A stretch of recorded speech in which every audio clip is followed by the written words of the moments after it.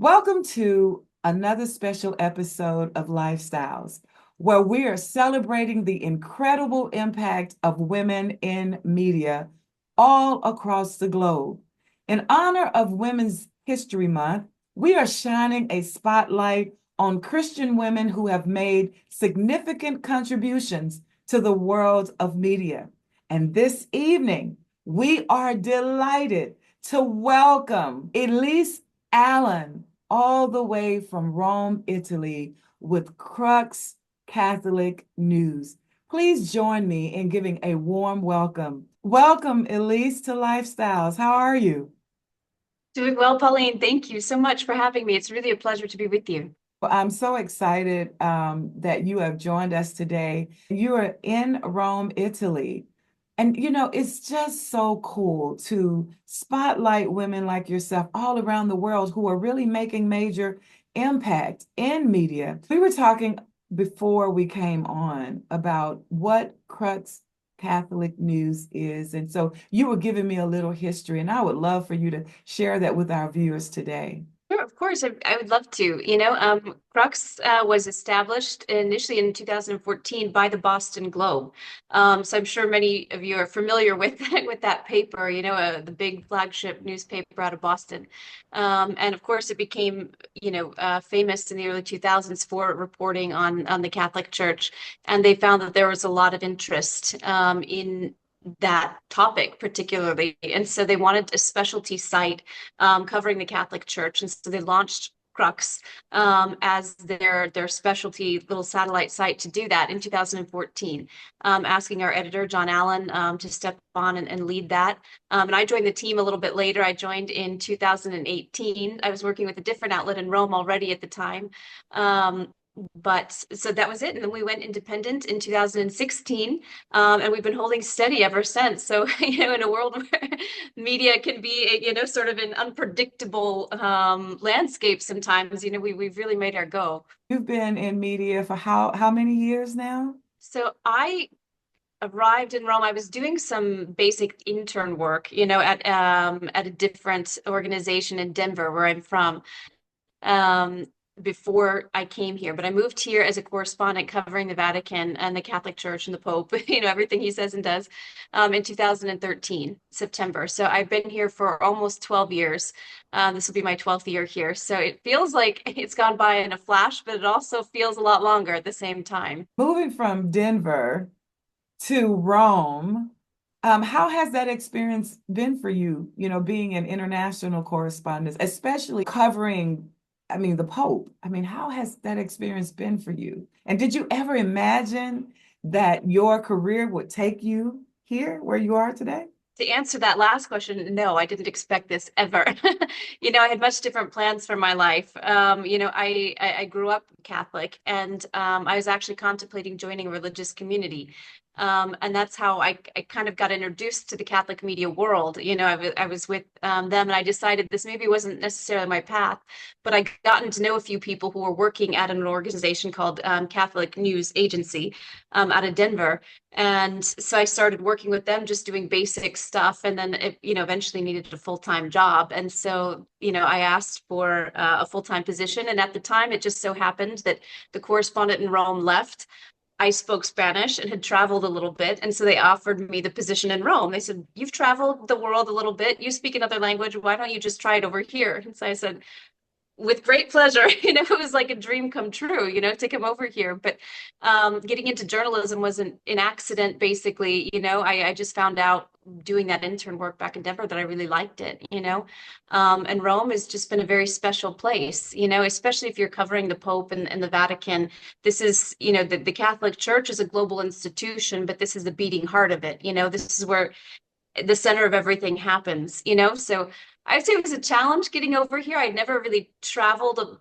I'd traveled a little bit, but I'd never been to Europe, actually. I had taken one trip as a child, but I'd never been there in any meaningful way until I moved here to live. And so getting adjusted, get the culture shock, it took a while to settle in and to get to know Italian. I started taking lessons and ended up with the same tutor as the Swiss guards had, but also, the guards that are in those outfits, that guard the Pope, wherever he's at. So that was fun when I got here, and it's just been this wild but very incredible ride, and it's been one of the most interesting things I could have ever done. That is so inspiring, your story, because when you think about women in media, your journey took you to a whole nother country. Did you have any challenges getting acclimated to Rome? I did, just beyond the regular culture shock, you're moving, to another continent. I moved to another continent. I didn't speak the language until I moved here, and then I didn't start lessons until I got here, so I started working full time before that. So it was a challenge trying to adjust to work at the beginning, but I would say also, just especially as a young woman, coming into, I mean, let's be honest, I'm Catholic, I love my church, but Yes. the Vatican is basically a geriatric institution over here whose hierarchy is all male. And so trying to establish myself and be taken seriously, especially so young. I came over when I was 25. It was a challenge to get myself established and to be seen as somebody that could be taken seriously, as a journalist and as a professional.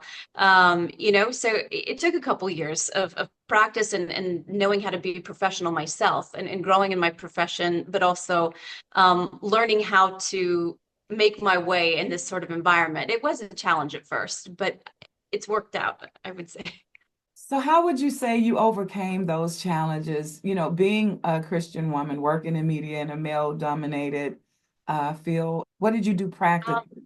well, I would say the biggest thing is just never give up, number one, if you want something, go for it, but practically, I think on the day-to-day level, just don't let anything stop you, have confidence in yourself, if you feel a little insecure, and this helped me a lot, I felt insecure in a lot of situations, and maybe I'm not, I'm too young, they're not going to listen to me because maybe I'm a woman, or I'm not even like, it's a clerical institution as well, so I'm not even a nun, like maybe they're not going to listen to me or take my perspective seriously, or not going to take my questions seriously if I'm trying to do a serious interview. But you just keep doing it. You keep asking, the hardball questions when you need to. You go in there, you be confident, you be professional, and you get, for me, knowing what I'm talking about as well, because, you know, Catholics have their own language, their own Yeah. specific jargon, and especially when you are covering a religious institution like the church, you have to know a little bit of the theology there as well. So becoming familiar with all of that, making sure that I myself had the professional tools and just the background knowledge to be taken seriously was really important. So it was really a lot of learning in that regard as well. And the church has its own system of law, canon law. So Yeah. trying to become familiar with that, making sure I was as competent and coherent as possible when talking, all those things really factored in and also helped me build that confidence, and the more well-versed you are, the more you're taken seriously as well. What role did mentorship play in your career there? And are there any women in your life who helped to shape your journey? Absolutely. That's a really great question. I'm so glad you asked it because I think if you're going to be successful in any field, mentorship is so important. And I have especially one woman who's been instrumental in my career. She was my first ever editor back at the Catholic News Agency, my first agency that I worked with, beginning in Denver before I came to Rome. And her name is Marianne Medlin. And she was initially a managing editor, became editor in chief, and eventually moved on to pursue a doctorate, and sort of took a hiatus and is now into publishing and other things. But she really took me under her wing. She saw potential in me, and was somebody that I really looked up to, that I looked to for advice, and she really helped guide me and show me what a professional, what a young Catholic woman journalist was supposed to be, she was somebody that was a point of reference for me. And I think having those people in your life, especially when you're just starting out, is so essential because she saw something in me because I had her guidance. I was able to really grow and develop my skills as a person, but also professionally, and develop them in a way that I've been able to thrive in this environment. I think, and so I would say that's so important, and you have to look for those people that you can look up to, and find a mentor, or find somebody that you want to imitate, because they help you push yourself to another level. And that's so important, especially, again, being in the Vatican world, finding a strong woman, example for me to look up to and to emulate was really, really key, especially at the beginning. How do you think that Christian women are changing the narrative as it relates to media? I think we are changing it. Number one, I just think it is changing, having our voice be featured. And I think more women, it's changing just because more women are in the media, I think. And it's changing the what we talk about and how we talk about things. I think women bring a depth of insight, that maybe isn't there, when you have sort of an all male, perspective. I think we just have a deeper insight into certain things. We look a little further and a little deeper. I think we think critically in a different way. And, I think we tend to also be more humanizing. We tend to talk about things, I think, in a much more human way, you Yes. know, uh, and it's not, and that enriches the conversation, it brings in different elements and different factors there. And I think having that perspective is really important because, especially when we're talking about, in my field, Christian media, Catholic media, the Catholic Church talks a lot about, things like the common good and what's good for humanity and the poor, and so having, the perspective of women, and especially I can say as a professional, like knowing who to seek out too for interviews, that might be a good voice, who can be featured. And so oftentimes, at least in the Catholic Church, the nuns are the ones who are there doing all the work on the ground, and they're the ones you really want to talk to because they're touching that humanity, they're touching the stories and living them, and it's a much different way of shaping the conversation. And I think it is changing in a very good way. How do you maintain your Christian values and integrity in an industry that sometimes feel real different to your faith? This is a great question. I feel like I get off a little bit easy because I work at the Vatican, so it's easy and natural to talk about, faith. But there are a lot of, every major network in every language has somebody here, if not full time, then they divide their coverage between Italy and the Vatican, or they send people for special events. I find it easy for me being in a specialty Catholic forum, that we work in a specialty Catholic site. It's easier for me to talk about faith. And people come to me for that expertise. If the secular networks want an expert, like I'm somebody they would call, So I found that to be easy, but it's also navigating a lot of unknowns about it. There are things, I would say the biggest thing is helping with general comprehension and understanding, and I see that kind of is my role. There's a lot of things that when you're talking about mainstream culture, mainstream media, that they don't understand about Christianity or about the Catholic Church, and especially the Catholic Church is its own world, and they have a lot of special isms, and so trying to explain that and translate that, I think is the biggest thing. I like having the opportunity to do that and to help make sense of this world for, the mainstream. There's certain things you have to be careful with the language you use because they don't like certain terms, if you're talking about, a political issue like abortion, for example, you can't say on mainstream secular networks pro-life, it has to be something else. So you have to try to adapt your language to theirs while still getting the message out, so you just find you're more creative too in how you use language and how you try to convey the message. So you have to be really creative, you have to be really smart and just again very well versed because you have to know really what's going on if you're going to translate that. So it's a unique challenge, but it's one I feel very excited about being able to do. Are there any projects that you have coming up or that you have worked on recently that you are very proud of in terms of using all those skill sets to make sure that you convey the correct message in a way that it's palatable for, the people, but yet remain true to the story. There's a series of articles I did that eventually became part of a book that I was very proud of, that really united my faith aspect and my work very well. And there are a lot of other projects I can talk about too, in terms of maintaining the story, but I, this one is special for me because it's faith and professional that sort of united into one thing. And it started when I was in Denver. I was involved with an organization that worked with homeless on the streets of Denver. And the woman who leads that organization, actually the same year that I moved to Rome in 2013, she started feeling a call, a draw to bring a homeless person to Rome. And so she started sponsoring trips through her organization, bringing somebody from the streets with certain assurances and donations from this organization to fund this trip, bringing one homeless person involved in their activities to Rome, sort of on a pilgrimage, on just a special trip, just to make them feel important and to broaden their horizons and give them a sense of hope, again, to let them know there's something beyond your immediate circumstances. And she did that every year. I wrote about those stories every year. I featured those people. And that was really special for me. And it eventually became, part of a book, to Rome with the Homeless, a co-authorship between myself and this woman, Tanya Cangelosi.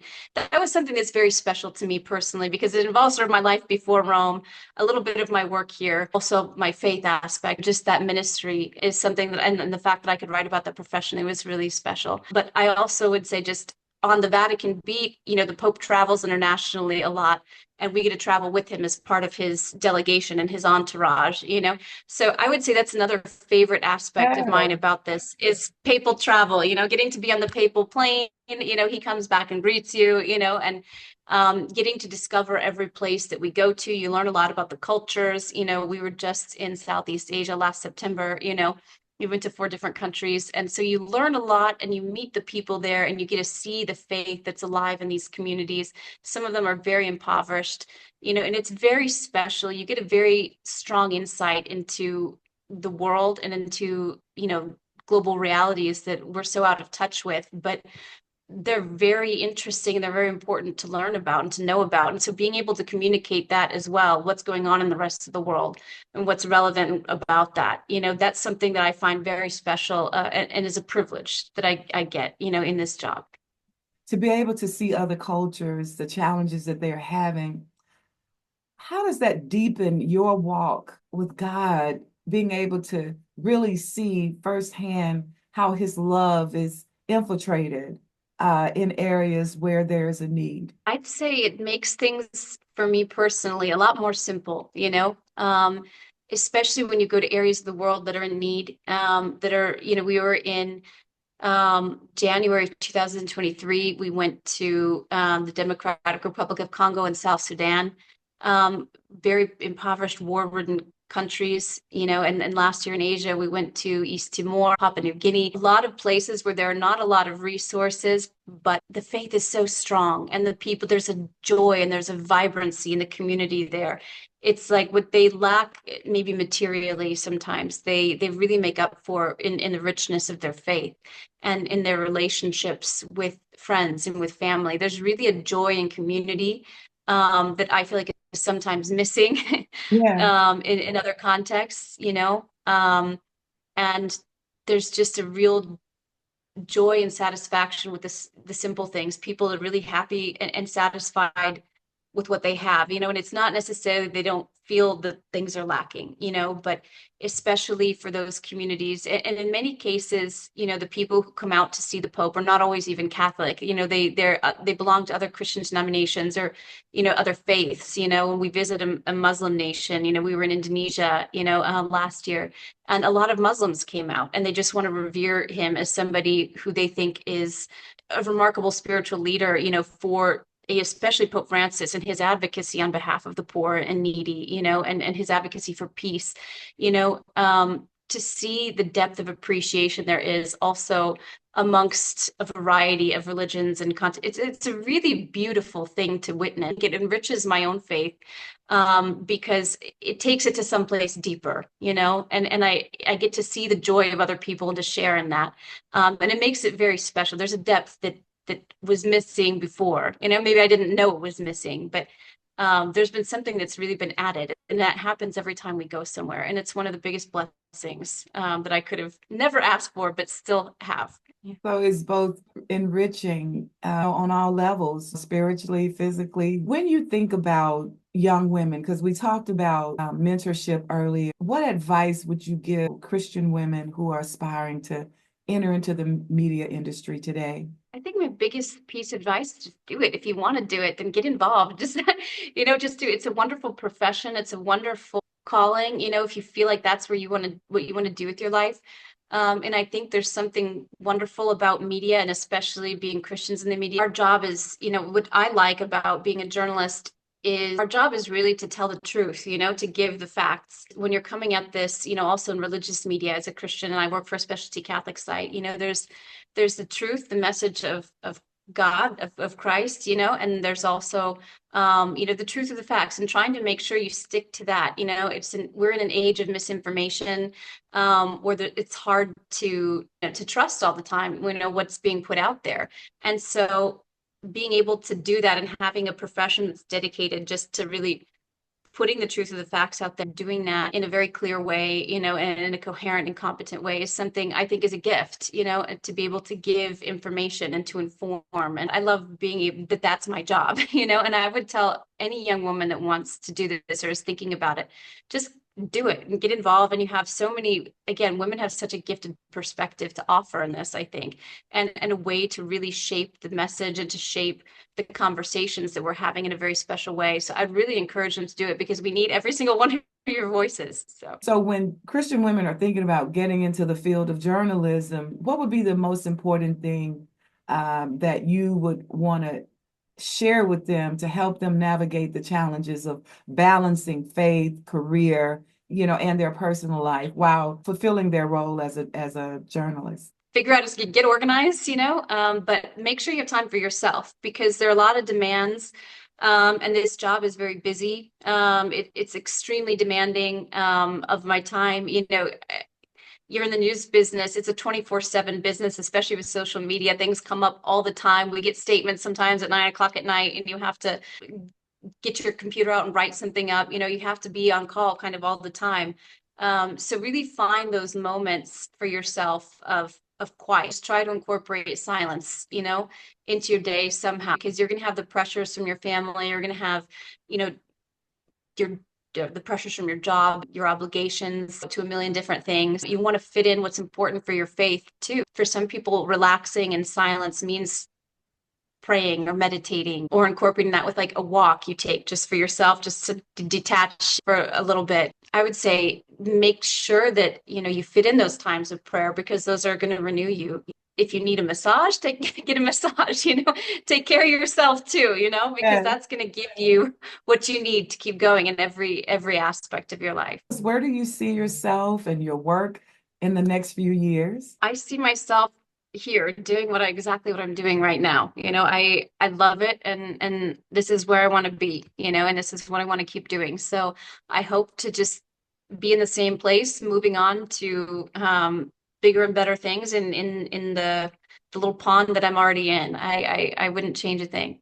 Yes. So what kind of impact do you hope to have on the media landscape as a whole, globally? As a whole, globally, that's a big question.